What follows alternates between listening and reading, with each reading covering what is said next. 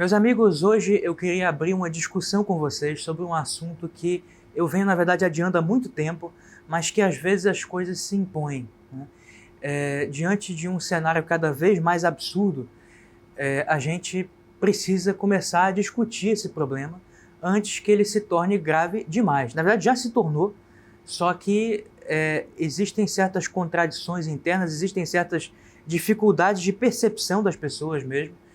Isso se mistura com ambições mil, então é muito difícil tratar sobre esse tema. Só que é aquele tipo de coisa, a gente vai se enganando, vai fingindo que o problema vai se resolver por si mesmo, mas quando a gente percebe, nós estamos ajudando a criar um monstro, né? Ou então nós estamos observando um monstro crescer e não fazemos nada a respeito, né? E eu falo, claro, do crescimento do marketing digital nos últimos anos. Muitas pessoas têm críticas a respeito do mercado digital, mas geralmente são críticas morais, né, em relação a pessoas inescrupulosas, a pessoas que querem o lucro acima de tudo. Mas não se trata disso, né, porque isso aí é um problema moral comum, né, e que você encontra, na verdade, onde existe dinheiro, né, envolvido, vai haver pessoas assim. Em todo o meio empresarial há pessoas inescrupulosas, há pessoas ambiciosas, perigosas. Isso não é novidade.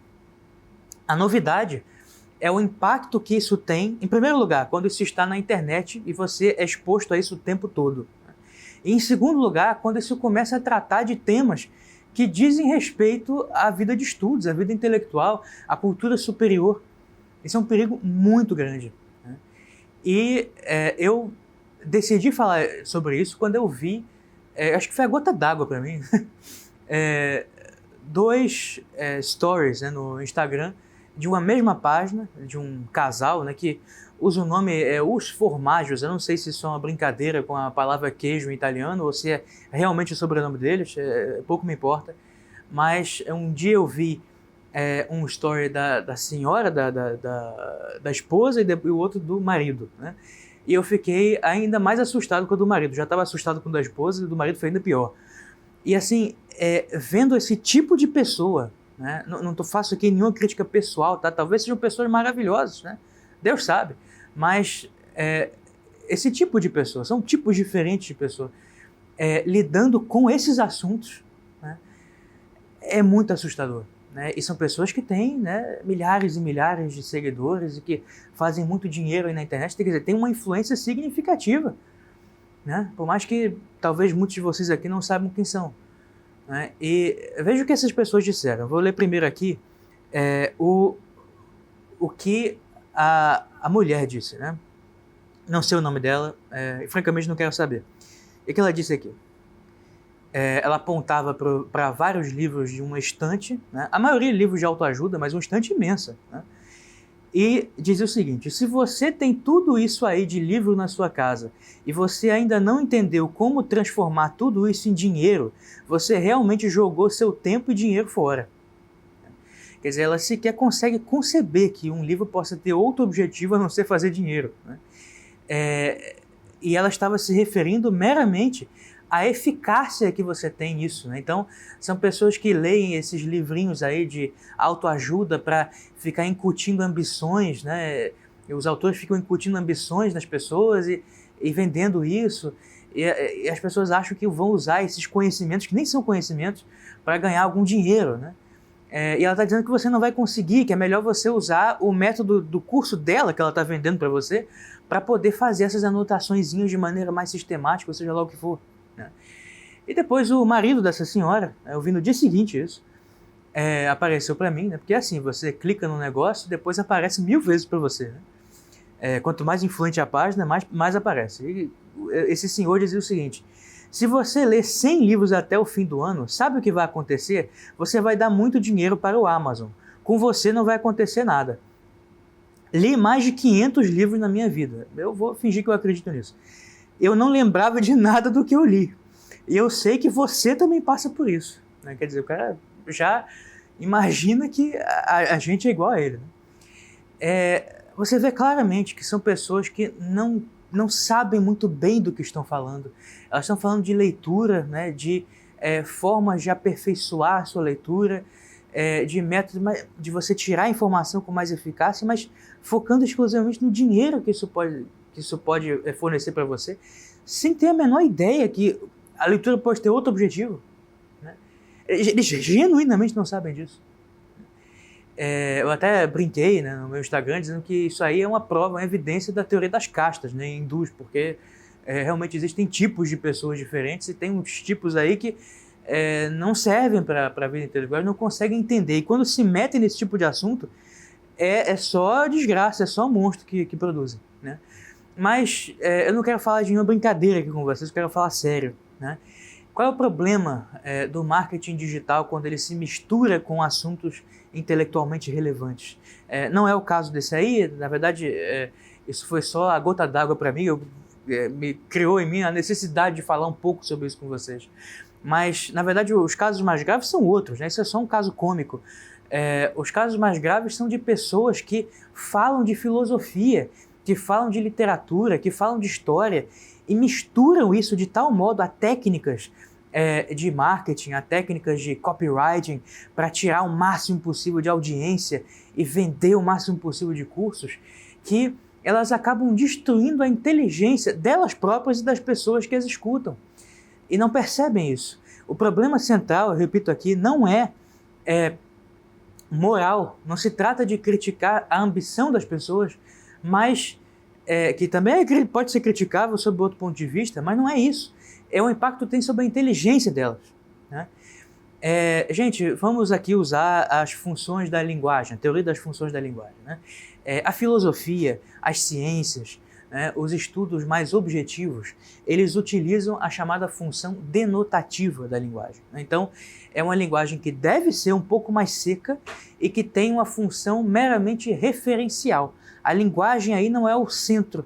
Você deve alcançar, sim, uma clareza máxima na sua expressão, de modo a destruir todas as ambiguidades e não chamar atenção para as belezas do seu discurso, mas para você fazer com que a inteligência do seu leitor seja o máximo possível aproveitada também, que ele possa despertar a própria inteligência e a partir disso possa perceber mais coisas, objetivamente. Né?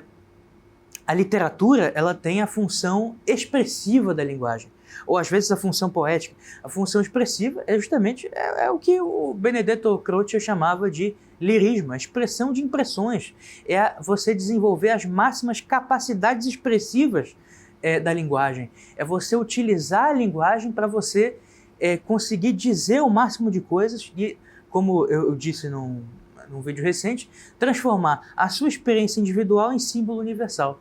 Ou seja, tem um poder descritivo às vezes até maior que o da própria filosofia, porque ela funciona através de símbolos que impactam a imaginação da pessoa que escuta, né? Ou que lê. Então, ela é um outro tipo de linguagem. Né?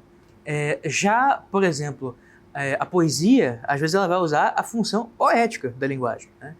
E aí eu tenho uma anedota que foi contada numa entrevista pelo Umberto Eco sobre um poeta que eu não conheço, que eu nunca li, mas que foi político também italiano, chamado Eugenio Montale, e uma ex-amante sua, que depois escreveu um livro de memórias, ela conta que um dia, passeando com esse poeta, ele viu flores muito bonitas, ele tinha acabado de escrever um poema e mostrado a ela, um poema em que ele citava as anêmonas, né? E ele viu num jardim, num passeio num jardim, várias anêmonas e perguntou: que flores bonitas, que flores são essas?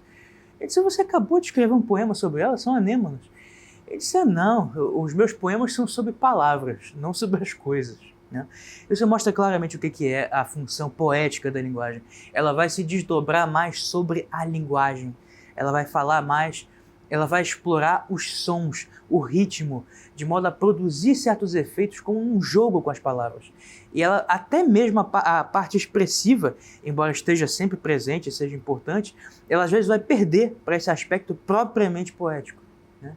Então são formas de comunicação superiores. O marketing não é assim. O marketing ele vai usar a função conativa ou apelativa da linguagem, né? Que vai se destinar a produzir efeitos no ouvinte ou no leitor. Então você quer convencer uma pessoa de fazer alguma coisa. É um desdobramento, embora mais baixo, da retórica, da linguagem retórica. Qual é a diferença da retórica para o marketing, a linguagem do marketing? É que a retórica, ela usa um tipo de linguagem, né, seja a retórica política, seja a retórica da cátedra, né, os sermonistas, ela vai visar elevar os sentimentos, né? Não é bem a inteligência, mas os sentimentos. Ele vai produzir sentimentos nobres, ele quer elevar o coração da pessoa que se expõe àquele discurso.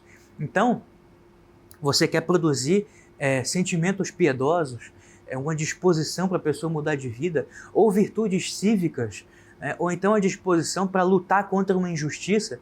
Então são motivações nobres. Então no plano sentimental, plano emocional, no plano da vontade também, ele vai elevar a pessoa. Né?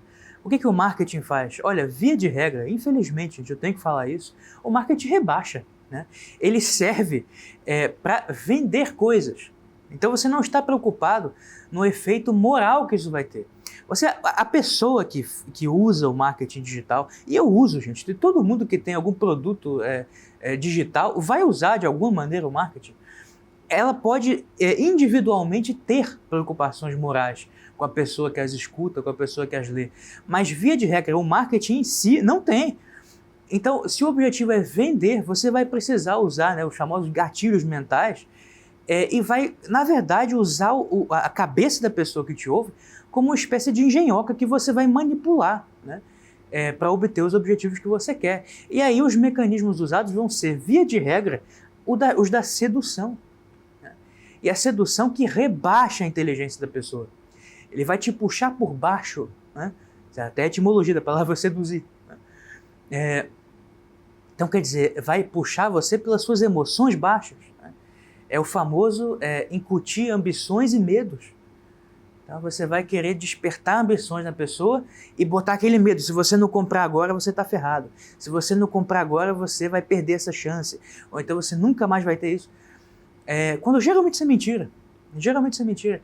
E a utilização sistemática dessas coisas, né? Isso numa loja, num produto que não é digital, quando você está exposto a isso, isso tem um certo efeito sobre você.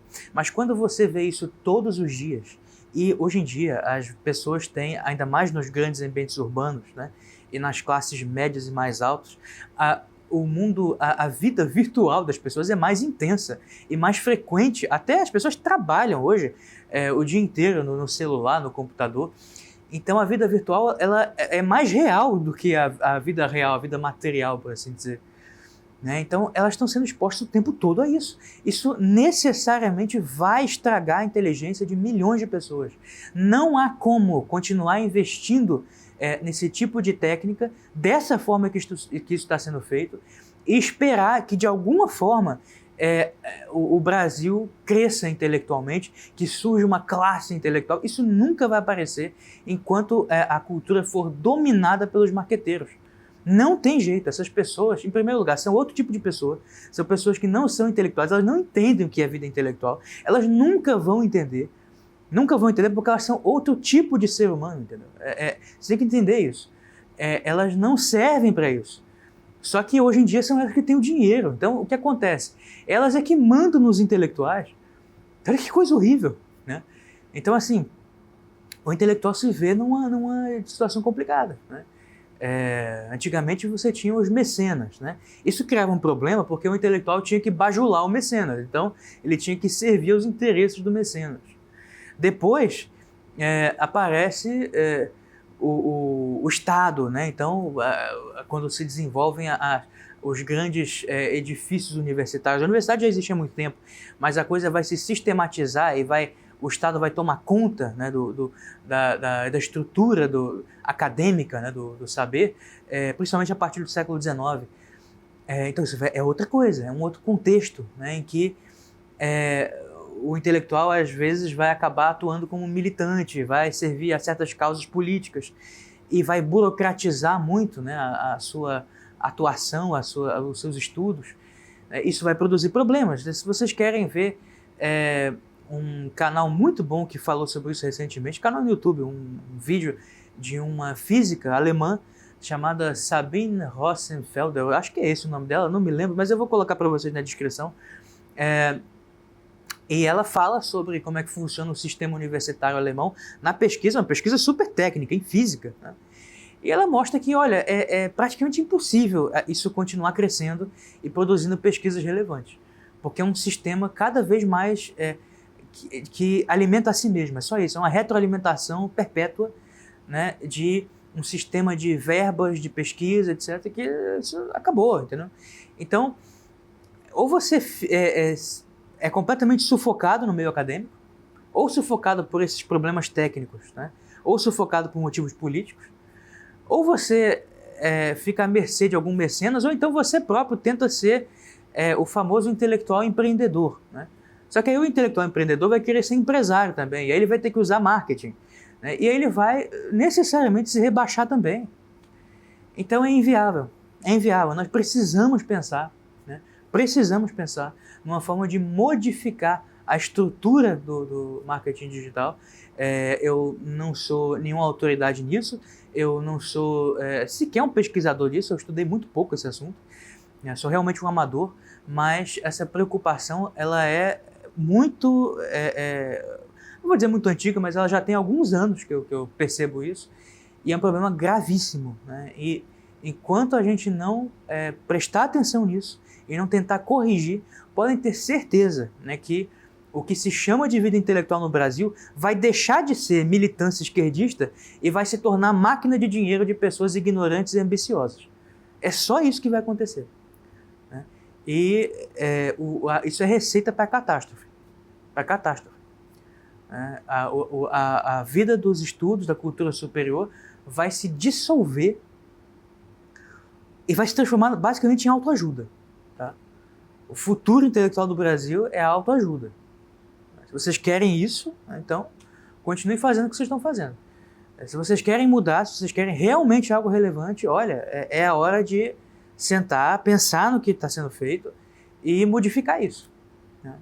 Então fica aqui o meu apelo e tenho certeza de que esse não é o caminho certo para nós produzirmos algo de relevante intelectualmente para o bem do nosso país e para as futuras gerações.